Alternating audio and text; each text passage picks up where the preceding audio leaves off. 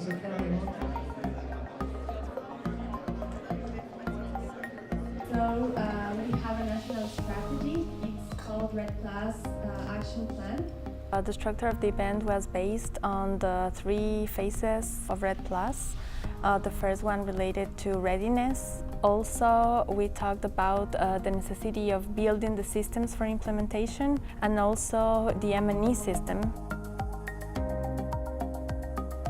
So in this readiness day, we talked about investment planning. How can you cost your REDD+ action plan and how these would be useful in future stages of REDD+. Everyone has a map and a handout about the exercise. It's a small exercise, but when we put it in the real action, and then we realize that it's not simple. What's that one? Integrated land use planning. Okay. Agriculture intensification. We have to think, when we have a program, then we have to know also the target, and then where the program can be implemented, then who should take a responsibility so that it's easier for us when we do M&E, and the actors that will be involved. A lot of factors or aspects to consider, and it's quite complicated. Not to mention that politics is also involved, then it will be more complicated. And when we talk about the cost, then I was also thinking, if the cost is quite high, is it good to do that, or we have to reconsider? So basically, to get the implemented programs is quite a challenge. Ecuador is one of the first countries that has completed all the elements of the Warsaw Framework for REDD, and that is ready to access for these results-based payments. I think that it's important that all the countries get to know what are the conditions that GCF is considering for results-based payments access, so then you can get prepared in advance. The presentation from the GCS makes clear what is the procedure and how to prepare that for the results-based payment on that, and calculation of the payment on the credit. Also, that's how they decide on the base price dollar per ton. You know that before we come here, we know that just $5 per ton, and maybe up to 2% of our credit. But from here, we know that it's not just for that criteria, but we have one more criteria is the scorecards that from the evaluation. So if the country reports 20 million ton emission reductions, the GCF will pay for 15 million tons because the country scored 75% on the scorecard.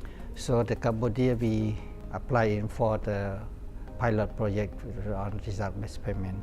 Something that is important is that results-based payments is one of the different sources that you can get. It's not the only one. You have to look up for other sources. You have to involve with private sector, which is very important. I think mobilizing the private sector for REDD+ is very difficult, but we should follow, because in the long term we cannot base on just state support. For example, we mobilize their support through payment for forest environmental services. For example, hydropower plant and water supplier and ecotourism, they give the incentive for the forest owner to protect the forest better. And also we consider on the bank that we learned from Vietnam. Bank is very important to link into the REDD+. We mobilize the bank to provide a loan for household and farmer to improve their livelihood, combining with protect the forest.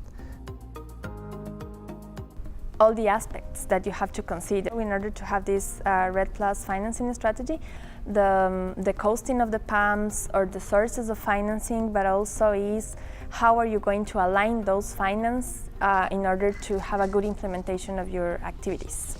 There are many existing financing streams for REDD Plus implementation, and it's very useful to map them out where these public, private, international and domestic funding sources come from. So we're expecting that there is a number of challenges, for example, data availability and then the credibility of this information. And then when we develop a REDD Plus strategy and investment plan, because we have to show that the government of Mongolia is committed to contribute the REDD Plus funding and implementation.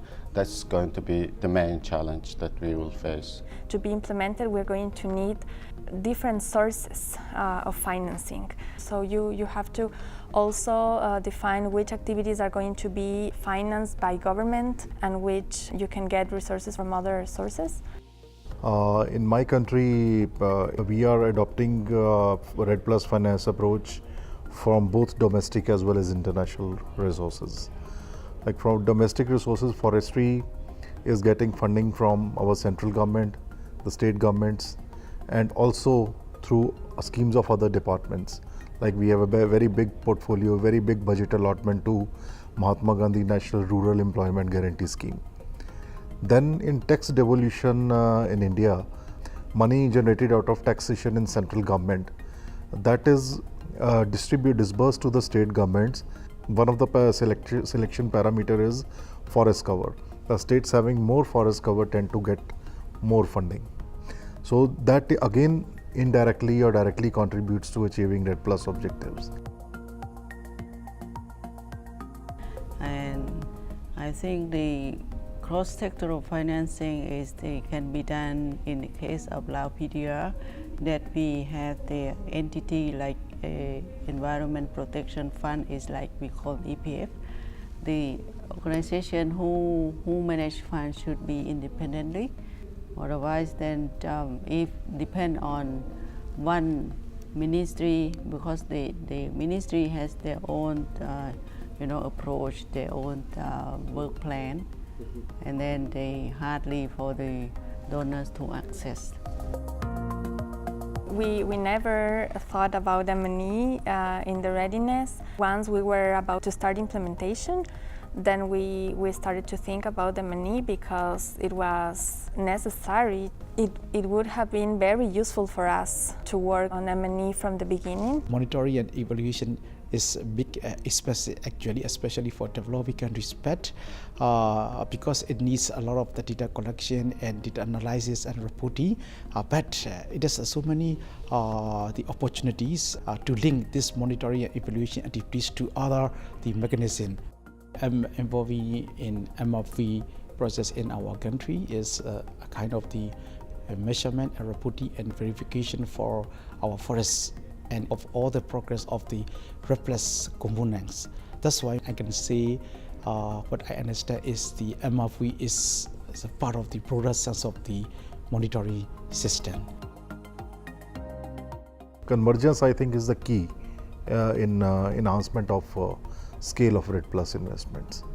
If funding is received from UNCCD or from CBD or from SDG goals, so the efforts under all can be put together and synergized to ultimately achieve the goals of REDD Plus. In this process, if you can properly map out all financial sources, there are very big potential for REDD Plus implementations. In long term, we can make our planet peaceful and beautifully.